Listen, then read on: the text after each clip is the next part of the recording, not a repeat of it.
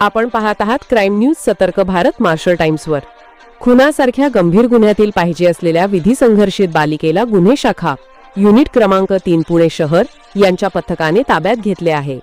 दिनांक 9 जानेवारी 2026 रोजी गुन्हे शाखा युनिट 3 चे वरिष्ठ पोलीस निरीक्षक ज्ञानेश्वर ढवळे व त्यांचे पथक वारजे व उत्तम नगर पोलीस स्टेशन हद्दीत वरिष्ठांच्या आदेशानुसार पेट्रोलिंग करत होते। यावेळी पाहिजे आरोपी व रेकॉर्डवरील गुन्हेगारांची तपासणी सुरू असताना पोलीस उपनिरीक्षक पंढरीनाथ शिंदे व पोलीस अंमलदार अमोल काटकर यांना गोपनीय बातमीदारामार्फत महत्त्वाची माहिती मिळाली।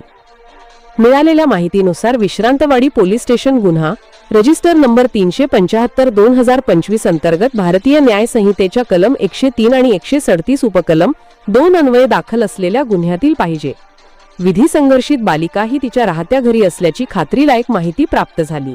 त्यानुसार गुन्हे शाखा युनिट 3 च्या पोलीस पथकाने तात्काळ सापळा रचून संबंधित विधी संघर्षित बालिकेला ताब्यात घेतले।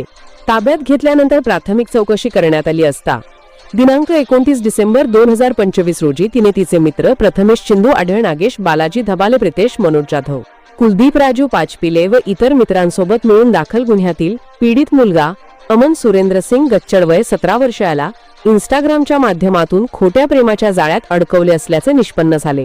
त्यानंतर पीडित मुलास खेड शिवापूर येथे नेण्यात आले होते। या संपूर्ण गुन्ह्यात संबंधित विधी संघर्षित बालिकेचा महत्त्वपूर्ण सहभाग असल्याचे तपासात स्पष्ट झाल्याने तिला ताब्यात घेऊन पुढील कायदेशीर कारवाईसाठी विश्रांतवाडी पोलीस स्टेशनच्या ताब्यात देण्यात आले आहे। ही संपूर्ण कारवाई माननीय अपर पोलीस आयुक्त गुन्हे शाखा पुणे शहर श्री पंकज देशमुख, माननीय पोलीस उपायुक्त गुन्हे शाखा श्री निखिल पिंगळेचेच, माननीय सहाय्यक पोलीस आयुक्त गुन्हे 1 श्री विजय कुंभार यांच्या मार्गदर्शनाखाली करण्यात आली। वरिष्ठ पोलीस निरीक्षक गुन्हे शाखा युनिट 3 श्री राम राजमाने यांच्या सूचनेनुसार पोलीस निरीक्षक ज्ञानेश्वर ढवळे, पोलीस अंमलदार पंढरीनाथ शिंदे, अमोल काटकर, अर्चना वाघमारे, अनुष्का जगदाळे आणि तुषार किंद्रे यांनी ही यशस्वी कारवाई पार पाडली आहे। क्राईम न्यूज अपडेट पाहण्यासाठी पाहत रहा सतर्क भारत मार्शल टाइम्स पुणे।